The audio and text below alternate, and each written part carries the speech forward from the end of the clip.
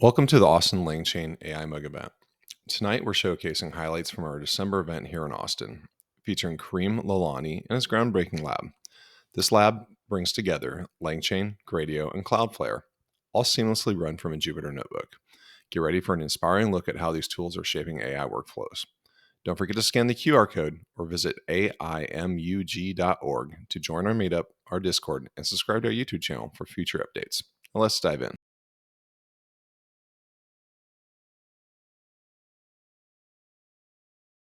How is everybody? Doing very well. Awesome. All right. My name is Karim Lalani. I am a regular with this group. I've been with Austin LangChain since session 1. Yeah. And Colin got me hooked on LangChain. He shared his, the story that he shared today about him, LangChain sort of saving him from an SEC violation, and his journey through onboarding onto the LangChain, and following it through. LangChain, how many people have been following LangChain since the early days? It's a whole different beast now. It used to be practically unusable beyond some bespoke stuff that they put out. Any new integration would come out, it would be a different, like RAG agent would be a different thing. If you wanted to do something, text generation stuff would be different. So we've really seen it evolve into some, a collection of bespokes, specifically crafted agent, modules to a full-fledged framework that is still growing. I was talking to a couple of people here, and I was working on a script to extract some information from some photos, and I needed to look at the documentation to figure out how to present the image as part of the prompt, and this whole set of new stuff that's there that I didn't see last time. So the ecosystem is constantly evolving. What you saw earlier with the tooling, LangChain's been investing heavily on improving their tools. It used to be, everything was, okay, here are a bunch of notebooks, and we'll show you how it works, and figure it out. To now you have an IDE, you have an introspection service for your agents in LangSmith, and a hosting solution in LangGraph Cloud. So okay, so that's just me repeating some of the stuff that you've already heard before. But do you want to share your desktop? Yeah. Let's stay here. So who am I? I'm Karim Lalani. I'm a software engineer. Are you sharing on Google? Is my Okay. question. Thank you for that. That one, yeah. Let's do entire screen. There you go. Thanks, sir. So my name is Karim Lalani. When I'm not hanging out with Colin's crew, I am a software engineer, a contractor for the state of Texas. I work primarily in .NET. Don't boo me yet. But besides that, I've been sort of following along on this LangChain journey since almost the very beginning. I have contributed to LangChain's documentation in early days when they were trying to put in an effort to sort of clean up some documentation. I have made code commits to the community and the experimental packages. I did some work on the open source side of things with enhancing the now obsolete Ollama functions package when tool calling or tool use was becoming it was becoming obvious as that is the way to truly build applications that use language models at their core. and the only candidates the only way you could use tool use was either go with OpenAI, go with Anthropic, or maybe with Grok's Llama fine-tune, but nothing on the open source side of things. So somebody had done some initial work on Llama functions, where they had implemented something similar to what was initially called function calling with OpenAI, which was soon deprecated. So that package was not maintained. So I did some work to sort of bring it back up to speed with the newer tool calling stuff.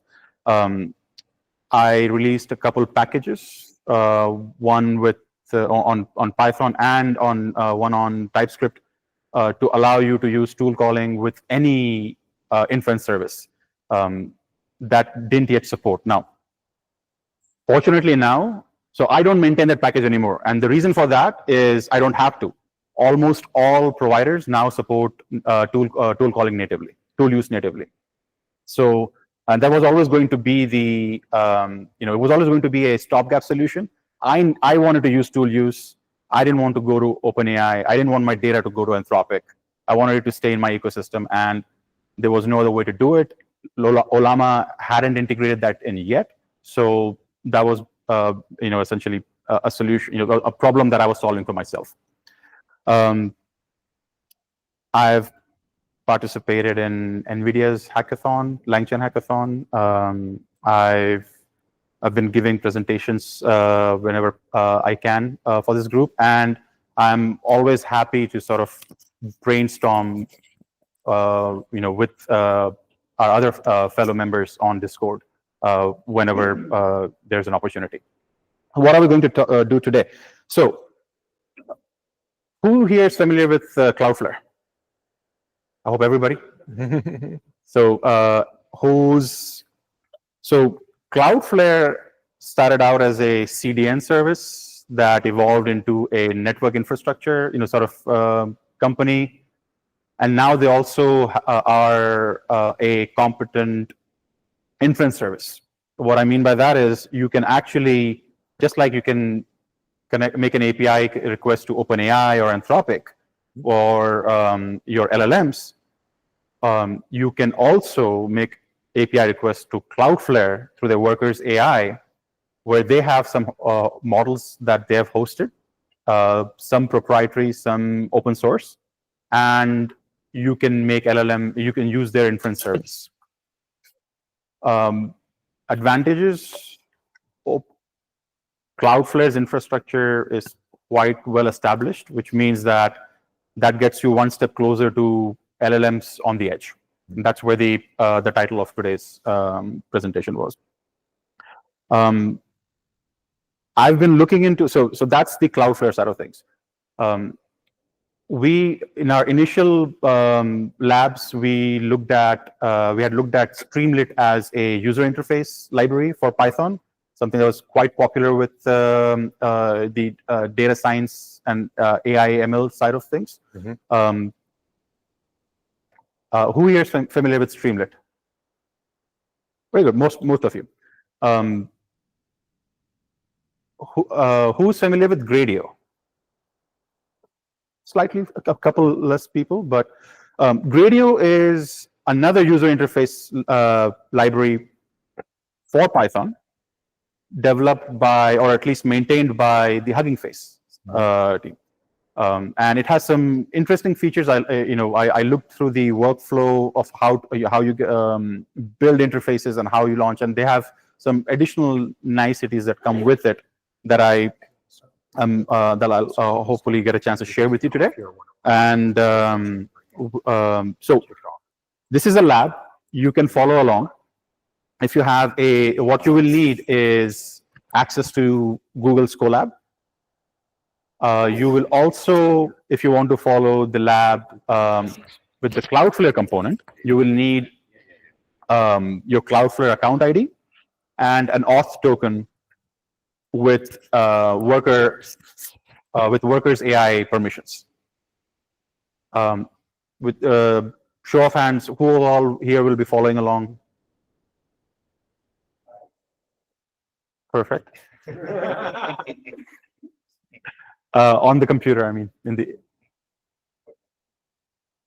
So how do you access the notebooks? We have all of our notebooks, all of the code, and everything that we do with Austin LangChain published in a public repo, AIMUG-org. The repository is Austin_LangChain. In there, we'll go under Labs, LangChain 111, and there's a couple notebooks here and a README file with Cloudflare setup. So those who are new, who are familiar with Cloudflare, would like to set up. This is how you would get your account ID. You basically just go to log into your Cloudflare account, and you can find your account ID there. You will need to save that into your Cloudflare_account_ID environment variable in Colab. To create the API key, in fact, let me just see if I can walk you through it.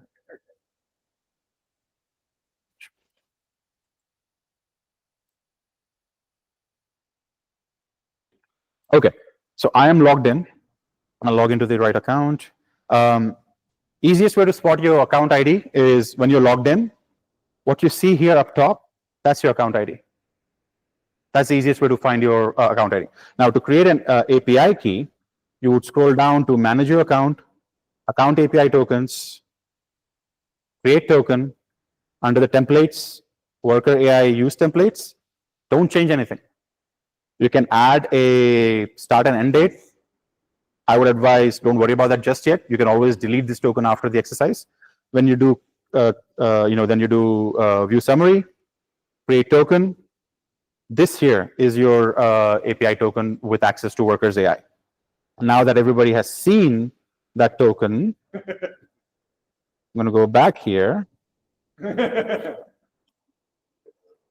it as quickly as possible. Yes. And let's see. Actually, it doesn't reveal the whole token, so I think I'm okay. I don't want to delete the one that is set up in my Colab, so I'll come back and I'll delete it later. But yeah, so that's how you would set up. Those are the two pieces of information you need from your Cloudflare account. Now, you will say that, well, if it's coming from my Colab and if I'm making API calls, won't I be charged for those things? Well, I have good news for you. Colab is currently, for most of their beta models, and some of their non-beta models are not billing you anything for a set number of requests. And that quota is quite generous. So if you happen to go through the exercise today a few different times, you should still not be billed by Cloudflare.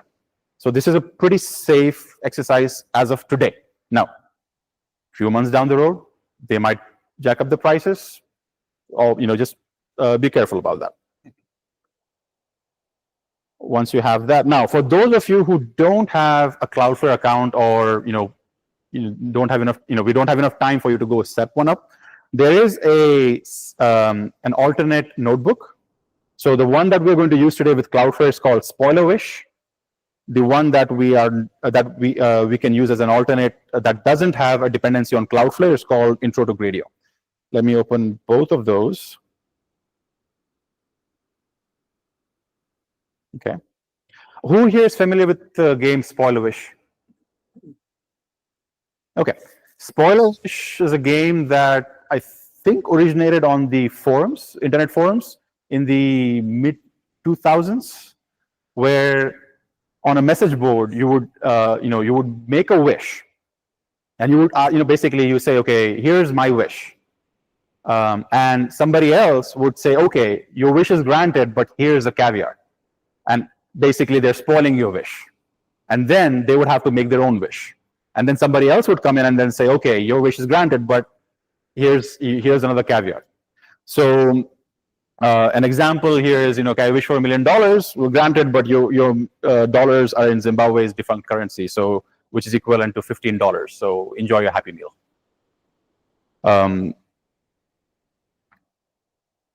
So this is the Intro to Gradio lab. So on top of both of those notebooks, whichever one you choose to follow, I will walk through the Spoiler-Wish one, but you will see a link open in Colab. Once you click that, It'll take you, log you into your Google Colab account. The nice thing is we don't need a GPU for this one. The reason for that is Cloudflare is footing the bill for GPUs this time.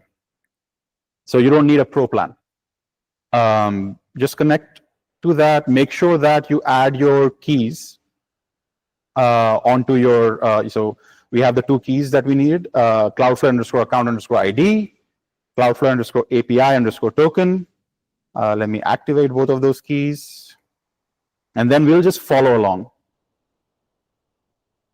First thing we'll do is we'll set up the spoiler-wish game in LangChain. Simple prompt template that pipes the prompt to a LLM hosted on Cloudflare and returns the response.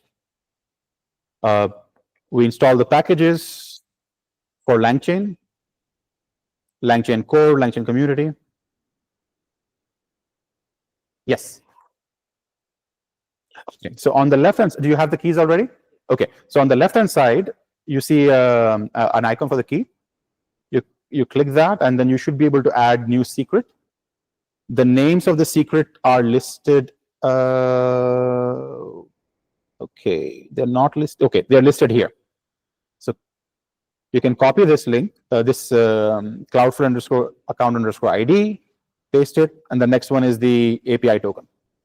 Those are the two ones that you need. You don't, this one is not. So the nice thing about Colab is you can set up your secrets in one place, and then you can use them across all your notebooks. So if you're doing some other stuff with Cloudflare, you only need to reference those environment variables. You don't need to worry about re-adding the keys again. Okay, so first thing, we're building the small, not really an agent, a chain. So install the LangChain core and LangChain community packages. We'll do our imports. And we'll set up we'll get the secrets that you just added. We'll get them into our environment. So far, so good. Here, this next cell is just to verify that your keys are actually set up correctly. So I'm making an API request directly to Cloudflare, not going through LangChain, because we want to make sure that our keys are set up properly. So we're making a curl request to the Llama 3.1 70 billion instruct model hosted on Cloudflare with a message. And if everything is set up correctly, then we should get a LLM response. And looks like, in my case at least, I got a response that was not an error response. Next, we'll go ahead and we'll create a prompt template. This is something, if you've worked with LangChain, you're familiar with. You're playing a game of spoiler wish, user will make a wish, yada, yada, yada. This one, I've kept it to keep it playful. There's variations of the game spoiler wish where people grant the wish, but the outcomes are quite grim. Question, Karim. Yes. In this notebook, can you change the prompt inside of there? Absolutely. Okay. Yes. So the notebook, you're seeing the prompt that comes with the notebook. You feel free to adjust this. After you have verified that it works, on your second run, third run, go back and fiddle around with it. Change. Maybe you want to change it from spoiler wish to something completely different. Yeah. So this is where you would go. You would change your stuff. Right now, it only takes one parameter called wish. You could adjust it to take multiple parameters. Just follow the syntax for that. This one's using the f-string syntax. And so yeah, so this is the prompt. I've kept it playful. I've seen, for example, variations where they would say, I want $1 million granted, but you don't have any family left anymore. Like I don't want my AI agent to be that dark and grim. So I say, let's keep it playful. It'll come after us, but I don't want my agent to come after us. Yeah. So okay. So we'll initialize. So now that we've verified that Cloudflare is responding, our tokens and our account ID set up correctly, we have our prompt set up. Now let's initialize the language model itself that is hosted on Cloudflare. So we're using the chat Cloudflare Worker AI class. We are passing the account ID, the API token, and I've defaulted the model name here. Where do you get this model name from? Again, so there's, if you look at the instructions up top, there's some instructions on how you can access other models. If I come here on that link, Worker AI models, if I look at text generation, these are all the models that you can use. Wow. Everything that has beta, Cloudflare is not going to charge you even if you go past your quota. Nice. Everything that is, so text generation looks like pretty much everything with the exception of a handful are in beta. We are using 3.170 billion, I believe, which is beta. So you won't be charged for that one. There's 3.3 now? Already here?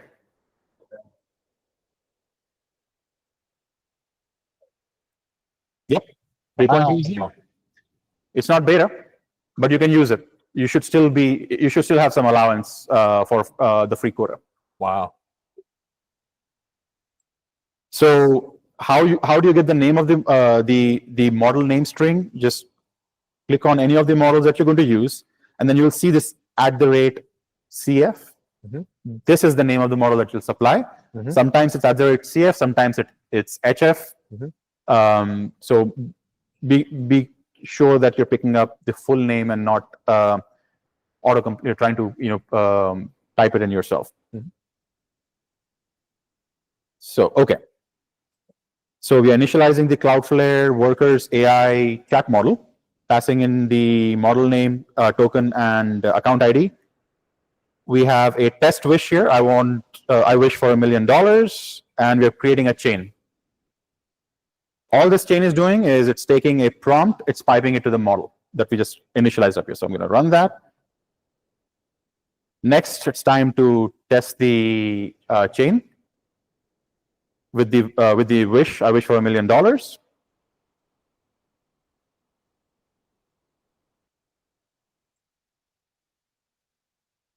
Okay, so it's giving me a response, but it's giving me in a sort of unusable format. I can't do much with this format, so we'll need to do some cleanup. Now, this will vary from model to model what I'm doing here, but for this specific instance, it looks JSON, but not quite.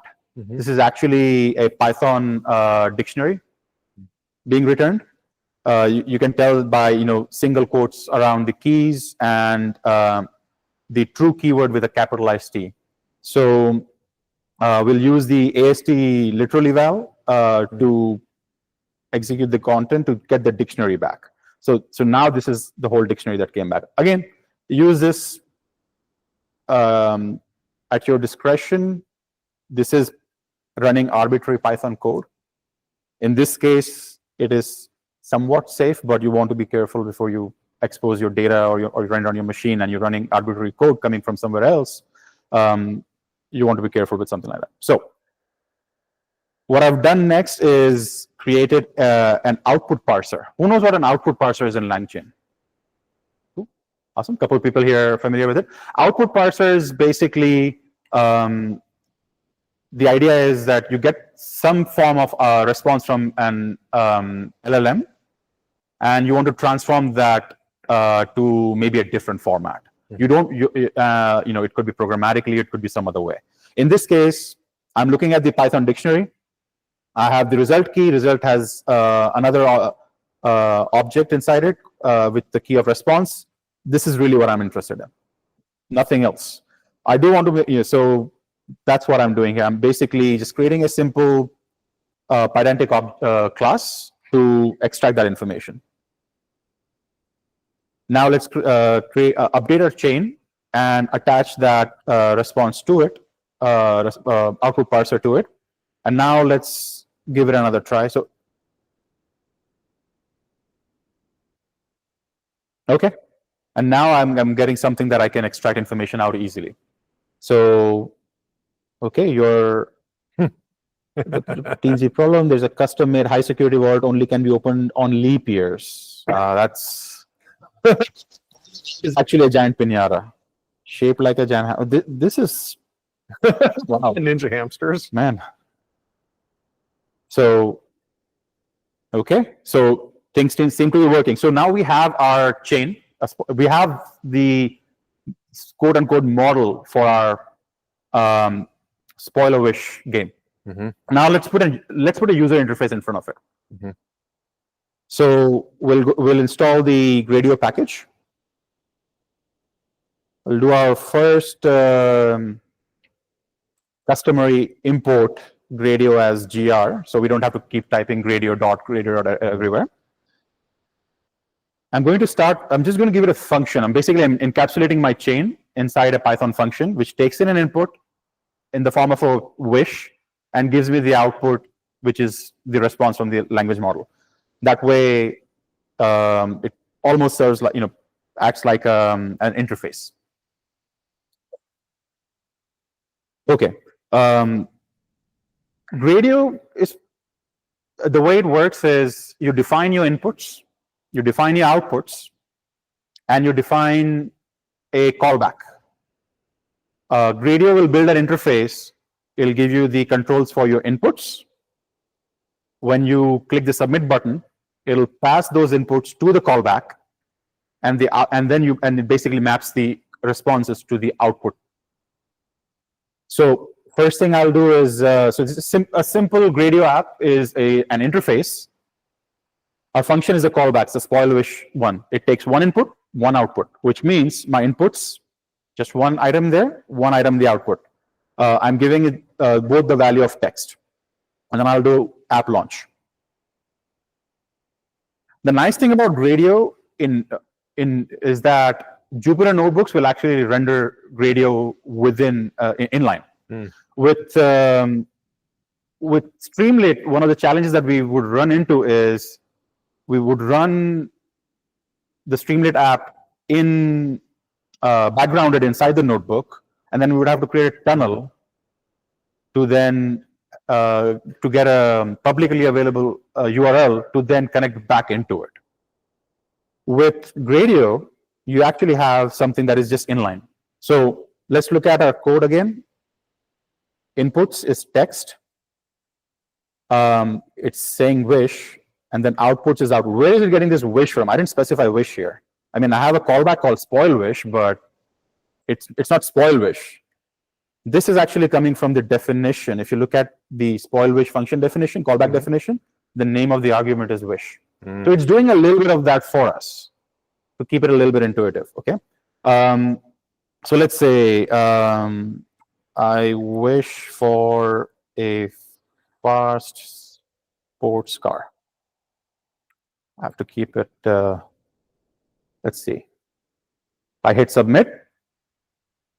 It's giving me a spinner because for the duration it takes for the callback to process and return the output. It's just giving me a spinner, letting me know that, hey, I'm working on this.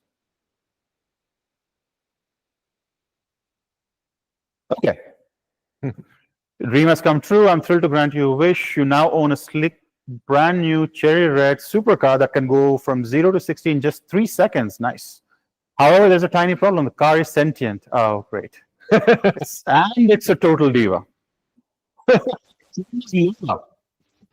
And has a very strong personality. Lola demands that you never drive faster than 25 miles per hour. And only on Sundays, during leap years. Any attempts to disobey these rules will result in Lola transforming into a Vespa. Okay. With an annoying loud horn that plays "Who Let the Dogs Out" on repeat. Congratulations, you're a proud owner of a supercar with a bad attitude. Okay, so what did we do here? We took a model. We took a model. It could be a LangChain agent. It could be a machine learning pipeline. It could be an API endpoint to something else that takes in an input, returns output. It takes in some number of inputs, returns some number of outputs.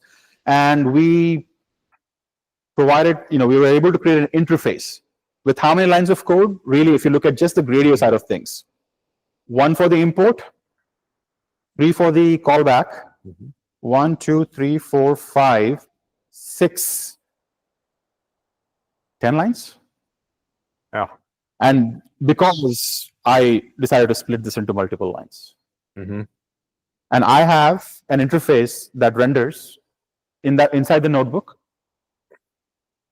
And you also get one more thing. So because I'm running this in Gradio, it's actually doing something by default. It's actually adding a special parameter called share equals true. What that does is it's giving me a public URL. Who here is on Discord right now? I am. Okay. I'm going to paste this link in Discord under, let's say, off topics.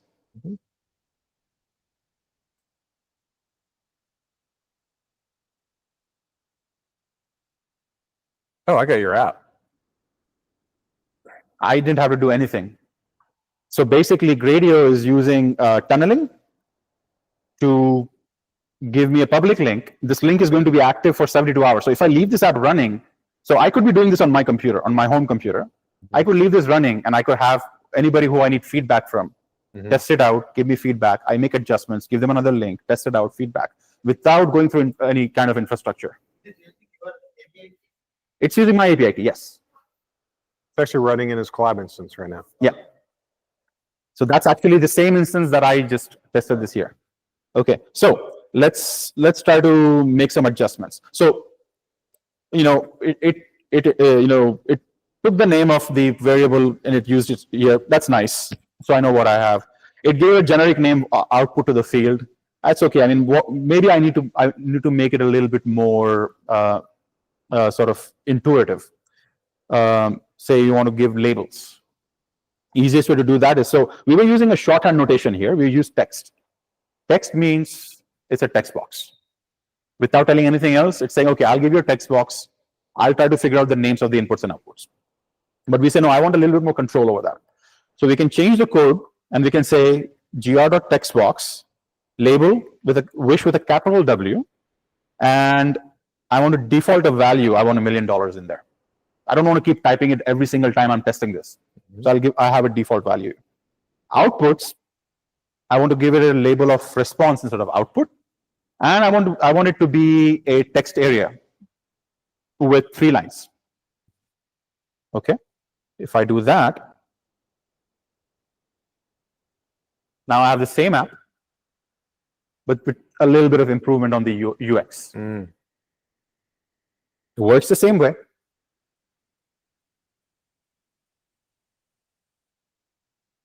Okay. Now, left side inputs, right side outputs. Great. But maybe you don't want that layout. Maybe you want a custom layout. You want, who here is familiar with, who knows any applications that were written in Gradio? Automatic 1111, anybody familiar with that? You see the how complex that application is? That's built on Gradio? That's Gradio. Huh. Automatic 1111 is built on Gradio. Wow. Which ties in a bunch of backend services, yes, and simplifies them behind one web interface. Yeah. And so if you think about all the interactivity that's going on in there. Yeah. That's all built. So, but that's not a left side input, right side output interface, right? Yeah. So how do you customize the layout? Well, now you get into the slightly advanced section. So it's called blocks. With blocks, you have access to some more controls. One of the ones that I'm showing here is CSS. When I want to do some custom CSS. And then I also want to show some HTML. So there's a gr.html. There's a markup. So if you don't want to do straight out HTML, you're comfortable with markup, markdown, sorry, not markup. You can do gr.markdown, and you can use regular markdown syntax in there. And then I'm creating a row with a single column, and I'm creating a variable for capturing the wish, which is a text area. Another for response, it's also a text area. And then I'm creating a button called submit. And the button's text is going to be called submit text. I'm adding a custom class to it, and the class is coming from up top here, custom class that I gave it. Okay. Then I'm creating, tying the event the submit event on this, the click event on the submit button. Now, this will look familiar because this is the interface format that we had earlier. We have inputs, we have outputs, we have callbacks. Input is this wish control, output is this response control, and we do app launch. So if I run this guy, now I have the same application, but in a slightly different form factor. And I can say spoiler wish.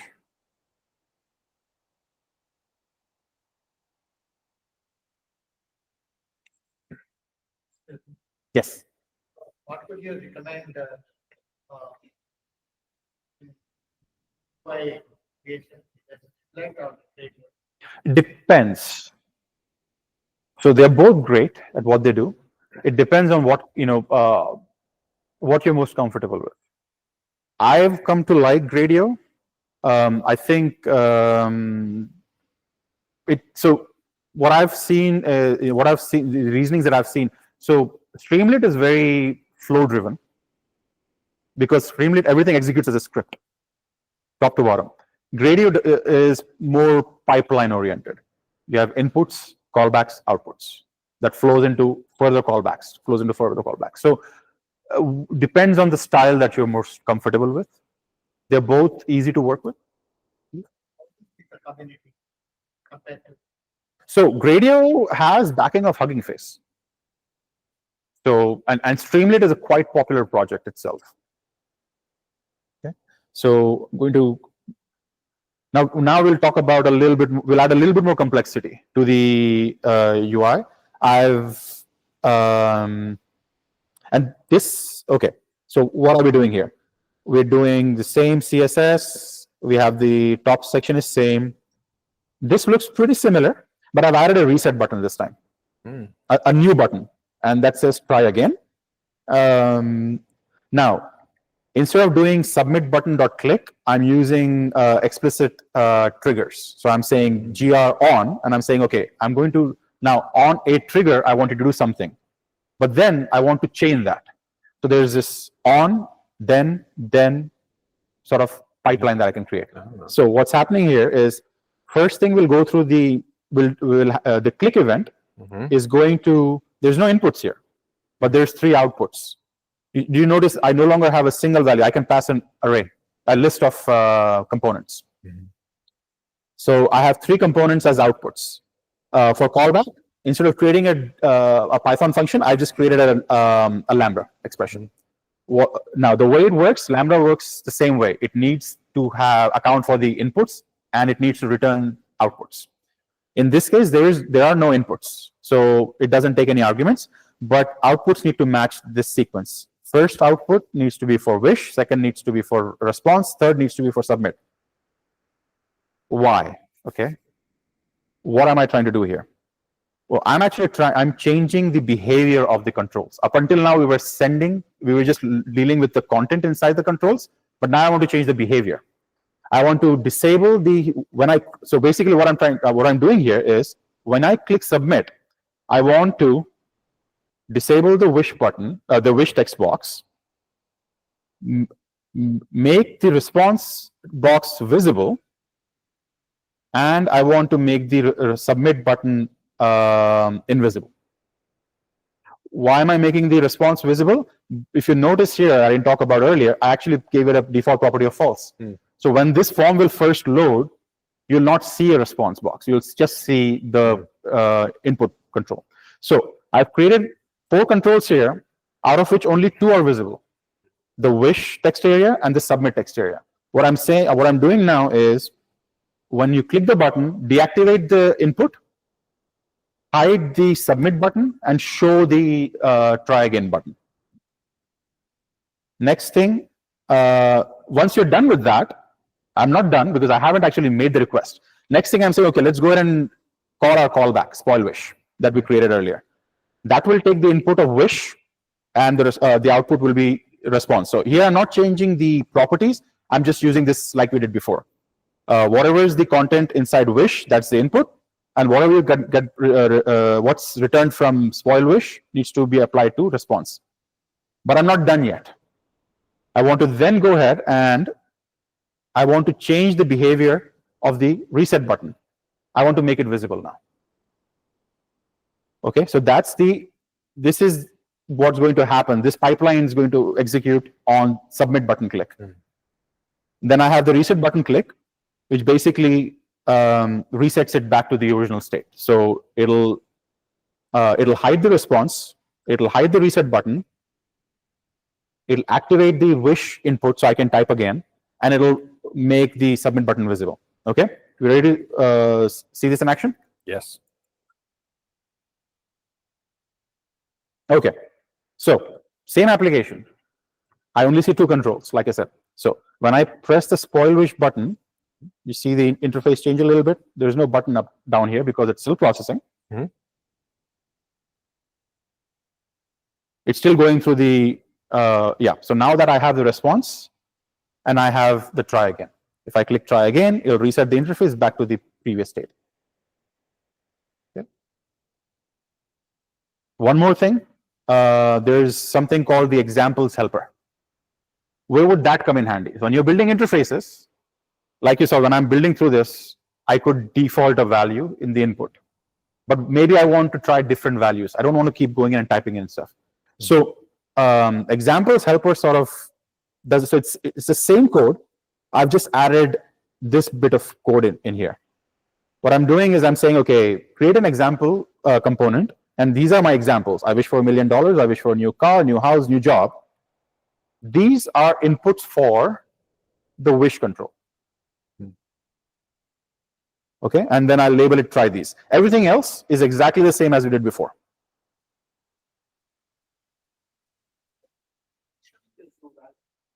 Sorry? Yeah, there's no value there because I didn't add any default value anymore. But I have examples here. So if I click this, I can click this, click this, click this. So these are the default values. So this has been, for those who were following along who don't have Cloudflare, we have the very same exercise without Cloudflare integration. It just has, let's see, let me just close this one. Where did it go? Spoiler wish. Intro to Gradio.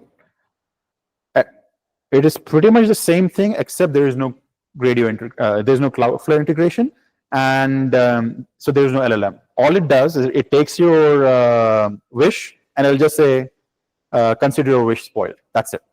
So, but again, it goes inside that same spoil wish. So from this point on, it's the same thing. So you can follow along without if you don't have Cloudflare set up. Now, one thing that how are we doing on time, Colin? You're good. Okay. Yeah, you can wrap up whenever you want or continue. Yeah. Cool. So let me do this. So there's a couple of things here. Of course, there's this build with Gradio, but there's this use via API.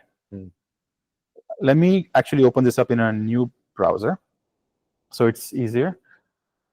What happens when I click use via API? It gives me some code. Oh.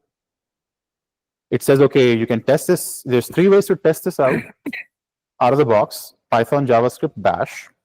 We'll stick with Python. I'm not going to run this, but so you can use the Gradio client.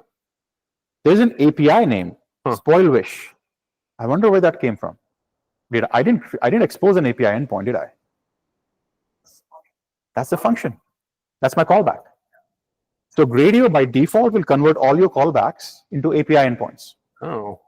So you're not only getting a user interface, you're getting an API for free, an API sort of gateway for free for your app. Oh. So you can use their client, and then it shows you this one. So I could run it. You could run it, but I'll not go through that with this one. But it's only showing me one API endpoint. There were multiple callbacks. What I sort of sneaked past was, for everywhere there's a callback, you can pass an optional argument API name equals. Oh. You can give a name that you want to give it, or you can give it the value of false to say, suppress this. I don't want this to be. I don't need an API that hides and shows controls. Yeah. How is it going to even work? Yeah. Right? I don't need an API for that. But for spoilwish, I mean, it's a function. It takes inputs, text input, text output. Sure, give me an API call for that. So you get that for free. Another thing that you can do with Gradio, so this is running in a notebook. I'm using my Cloudflare account for that, so there's no CPU requirements. So how do you host this? Few different options. You can get, cloud hosting provider. You can host it there. You can host it on your own computer. You can get a link for 72 hours for free. Or you can host it on your infrastructure. You can use something like Cloudflare Tunnels, which we've been sort of using lately, which is another service from Cloudflare that will let you expose the applications running inside your infrastructure out into the public internet with optional authentication, without necessarily tampering with your, fidgeting with your router. It takes care of, and plus because it's coming from Cloudflare, certificates are already taken care of. You don't need to worry about SSL or any kind of that setup. You don't have to worry about. There's another free option available because Gradio is maintained by Hugging Face. Hugging Face actually lets you host Gradio applications. So I posted another link in it's in meeting plans, I believe. Yeah, meeting plans. Yeah. Familiar name? See it? What? Spoilerwish. Yeah, see it. If you click that, the link is going to Hugging Face Spaces to my account, Spoilerwish. It's the same application that we sort of went through. How do you go about deploying this? You basically, Spaces is like a Git repo. You create your space, you get a Git URL, and then you provide with, so this one's again, I've broken out the code into different components, but app py, this is familiar code. This is what we had in the last stuff. This is the actual Gradio code. And when you so if you go to settings, this is running on the free tier CPU because this one doesn't require GPU. Cloudflare is doing that for me. And there is no storage requirement, so I don't have to pay for storage for this particular one. And yeah, so when you set up a space, it asks you what kind of space you're creating.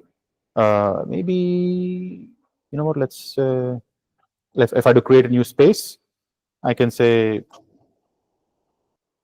test space. I'm not going to create one, but I can say Gradio. It says 3 templates. I went with blank template because I already have an app. If you don't go with blank template, it'll actually create it'll have some pre-created Gradio templates for you that you can then modify.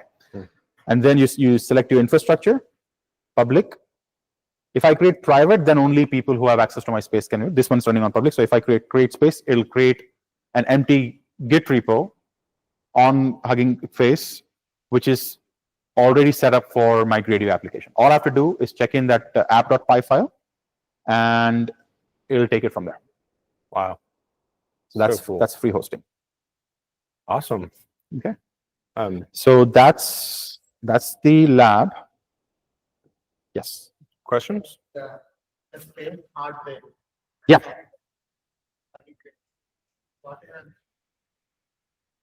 Yep. What about it? Yeah, I went with the free CPU.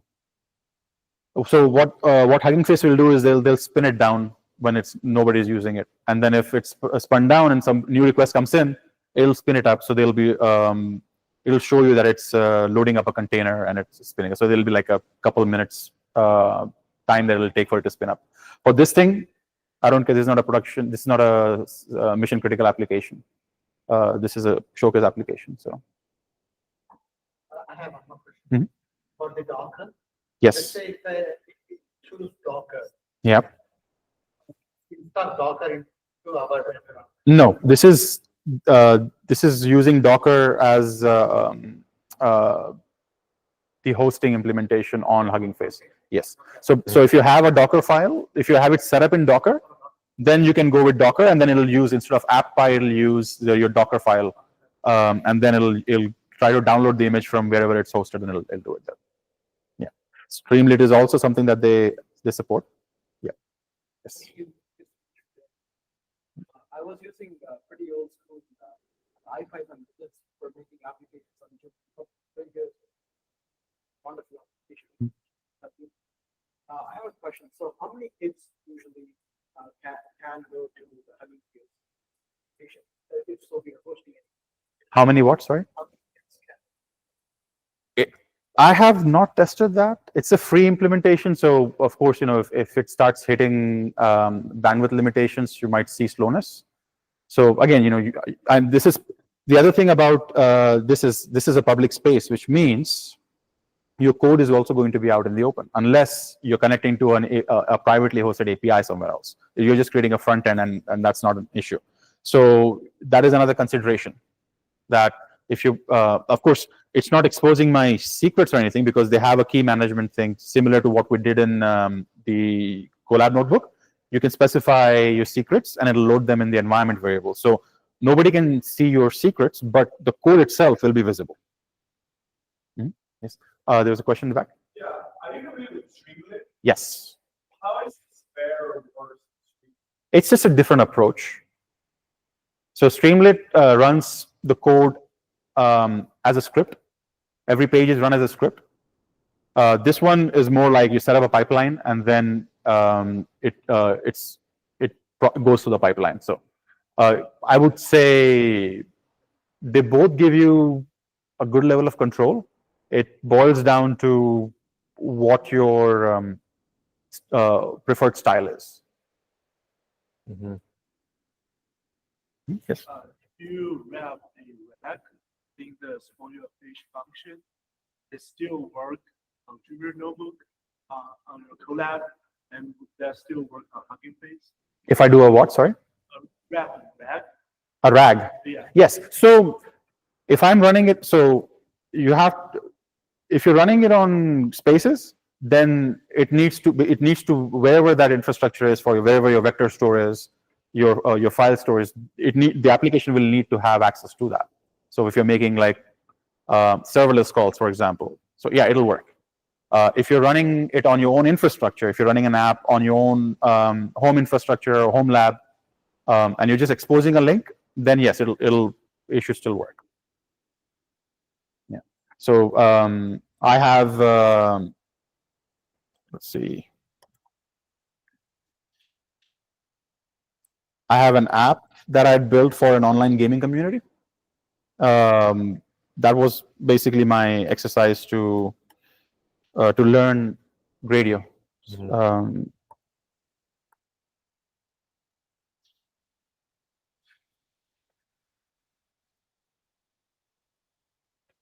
Let's see. Authentication.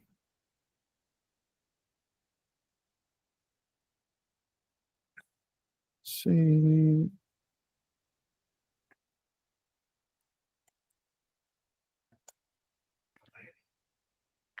This is a Gradio interface. This one is hosted on my home network, in my home infrastructure. It's using so what's running on my infrastructure? Just the Python app. It's the database and authentication. It's all coming from Supabase. People familiar with Supabase? It's a Firebase alternative. It's backend as a service. So they expose REST APIs. So they have a REST API for you to work with the database. So they have a Postgres database that they make that you can use. They have an authentication. So when you saw, I put my email address, and instead of putting a password, I put an OTP. That's all coming from Supabase. So I didn't have to code any of that. But so that's even though the app is running on my home infrastructure, those things are serverless services that it's able to. So I could deploy this on Hugging Face, and because it's it's connecting, as long as it's able to reach out to the Supabase service, it'll work. Yeah. So you ready? Okay. when you're running locally, do you know what web server? What web server? You I use some web server, right? no. So it's using UVCon module. UVCon. Yes, it's a WSGI module to handle parallel requests and stuff. But it's not behind any web server. Well, actually, no, I take it back. This one is actually running on my Kubernetes cluster. Not this one. So when you ran initially the Gradio, right? Yes, no. So that's not running any web server. It's running its own internal. Its own internal web server. So I didn't expose any web server. Right, but when you're using a public link, right? Yeah. It should be hosted somewhere. It's still no. It was hosting in Google's Colab environment. That's where it was coming from. So this link right here, this public link, this is running on Google. It's right here. It's the same app. Let's say if you're not using Colab. Yeah. If you're running on your home network and you give this link, it's running on your. This link will point to your home network. It's creating a tunnel to your home network, and it's running in there. Awesome. Thank you so much, Karim, for sharing what you've been learning. Join me in a nice round of applause for Karim. Thank you for watching this recording of our Austin LangChain AI Mug event. If you'd like to stay connected and be part of a growing community, it's easy to get started. Simply scan the QR code on your screen or visit aimug.org. Click on Get Started to join our meetup group, hop onto our Discord for ongoing discussions, and subscribe to our YouTube channel to stay updated on all our future events and content. We're building something exciting here in Austin, and we'd love to have you along for the journey. See you at the next Austin LangChain AI Mug event.